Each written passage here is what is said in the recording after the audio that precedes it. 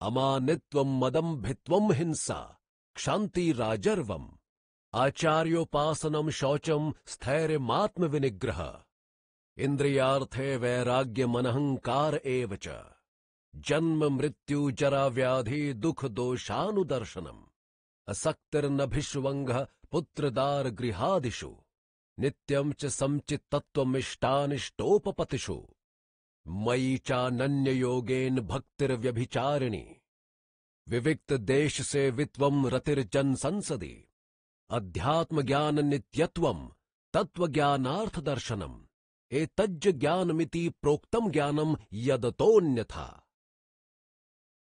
पदच्छेद।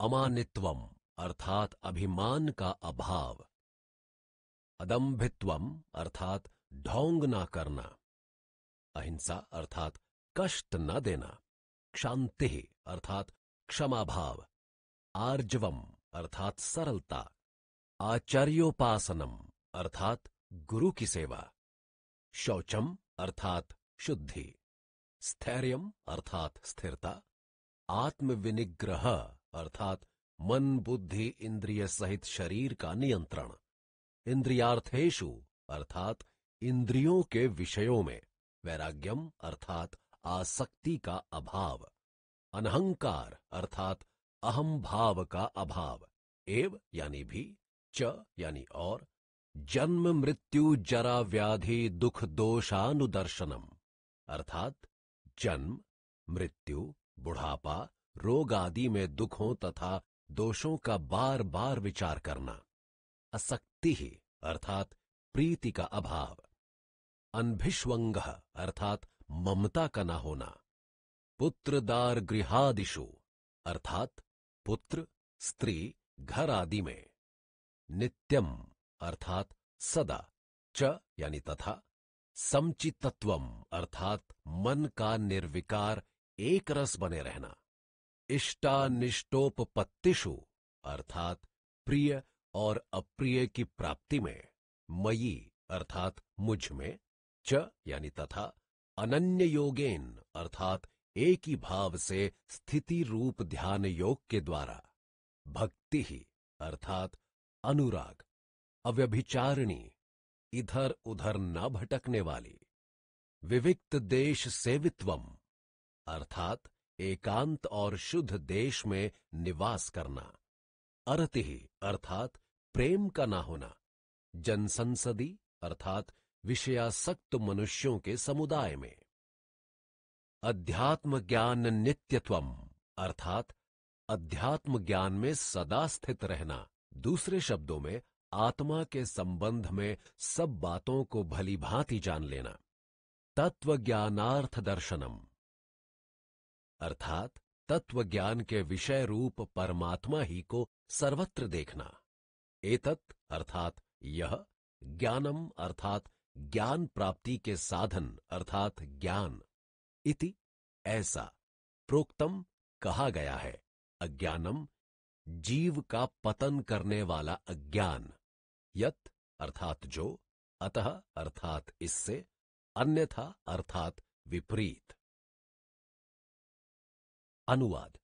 श्रेष्ठता प्रतिष्ठा आदि के अभिमान का अभाव, किसी भी गुण का ढोंग न करना, किसी भी प्राणी को कैसा भी कष्ट न देना, क्षमा भाव, मन वाणी कर्म की सरलता, श्रद्धा भक्ति पूर्वक गुरु की सेवा, बाहर भीतर की शुद्धि, अंतःकरण की स्थिरता, मन बुद्धि इंद्रिय सहित शरीर का नियंत्रण, इंद्रियों के विषयों में अर्थात इस लोक तथा परलोक के संपूर्ण भोगों में आसक्ति का अभाव और अहम भाव का भी अभाव,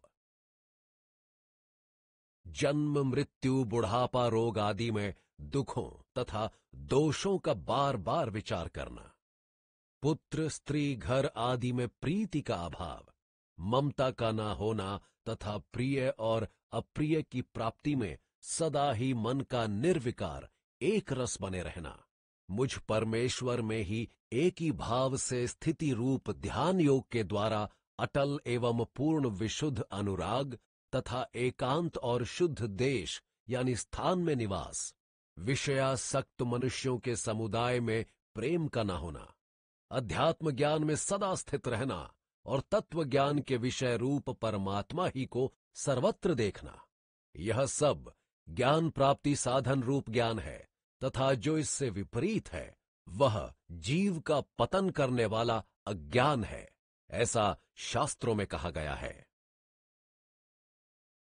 इस प्रकार ज्ञान के साधनों का ज्ञान के नाम से वर्णन सुनने पर यह जिज्ञासा हो सकती है कि इन साधनों द्वारा प्राप्त ज्ञान से जानने योग्य वस्तु क्या है तथा उसे जान लेने का फल क्या होता है। अतः उसका उत्तर भगवान अगले 7 श्लोकों में देते हैं। ज्ञेयं यतत प्रवक्ष्यामि यज्ज्ञात्वा मृत्युमश्नुते अनादि मत परम ब्रह्म न सतन्ना सदुच्यते। पदच्छेद। ज्ञेयम अर्थात जानने योग्य, यत अर्थात जो, तत् उसको, प्रवक्ष्यामि अर्थात भली भांति कहूंगा, यत जिसको, ज्ञात्वा जानकर, अमृतम अर्थात अमृतत्व मोक्ष व परमानंद को, अश्नुते अर्थात प्राप्त होता है, अनादिमत अर्थात आदि रहित कारण विहीन, परम अर्थात परम, ब्रह्म यानी ब्रह्म, न नहीं, सत प्रमाण सिद्ध, तत् वह, न अर्थात नहीं, असत अर्थात अस्तित्वहीन, उच्यते अर्थात कहा जाता है। अनुवाद। जो जानने योग्य है तथा जिसे जानकर मनुष्य मोक्ष व परमानंद को प्राप्त होता है, उसे अब मैं भली भांति कहूंगा। वह कारण विहीन पर ब्रह्म परमात्मा न प्रमाण सिद्ध ही कहा जाता है और न ही अस्तित्वहीन ही, अर्थात वह न सत ही कहा जाता है और न असत ही। सर्वतः पाणिपादम तत्सर्वतोक्ष शिरोमुखम सर्वतः श्रुतिमल्लोके सर्वमावृत्य तिष्ठति। पदच्छेद।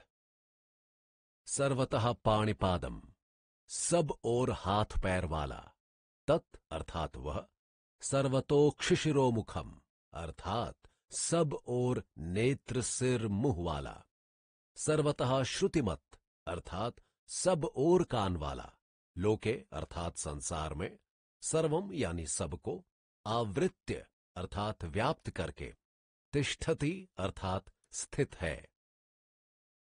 अनुवाद। वह ज्ञेय तत्व ब्रह्म सब और हाथ व पैर वाला, सब और नेत्र सिर और मुंह वाला तथा सब और कान वाला है, क्योंकि वह संसार में सबको कण कण को व्याप्त करके स्थित है, अर्थात समस्त जगत का कारण होने की वजह से वह ज्ञेय तत्व ब्रह्म सर्वव्यापी है, सब कुछ उसी से परिपूर्ण है। सर्वेंद्रिय गुणाभासम सर्वेंद्रिय विवर्जितम असक्तम सर्वभृच्चैव निर्गुणम गुण भोक्तृ च। पदच्छेद।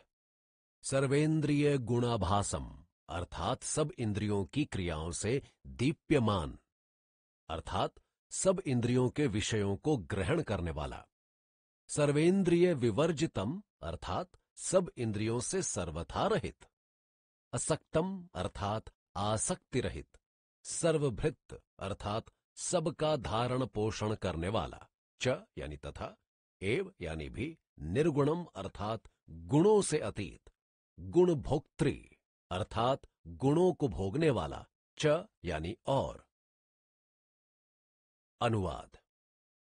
वह ज्ञेय तत्व ब्रह्म सामान्य जीव की सभी इंद्रियों से सर्वथा रहित है, फिर भी उनके यानी सब इंद्रियों के विषयों को ग्रहण करने में समर्थ है तथा किसी वस्तु में बिना किसी आसक्ति के भी सबका धारण पोषण करता है, और वह प्रकृति के गुणों से लिप्त नहीं है, यानी गुणों से सर्वथा अतीत है, फिर भी प्रकृति के संबंध से योग माया द्वारा समस्त गुणों को भोगता है।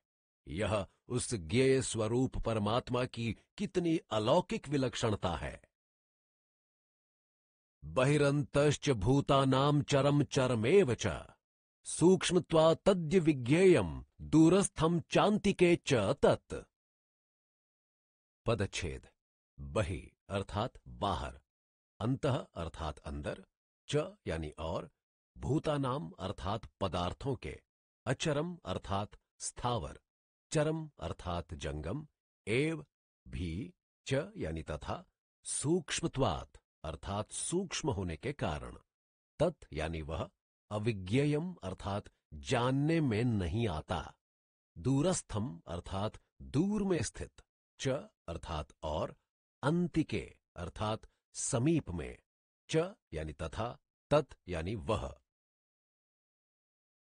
अनुवाद: वह ज्ञेय स्वरूप परमात्मा सब पदार्थों के बाहर और भीतर परिपूर्ण है और स्थावर जंगम रूप भी वही है तथा अति सूक्ष्म होने के कारण वह जानने में नहीं आता और दूर में तथा समीप में भी वही स्थित है।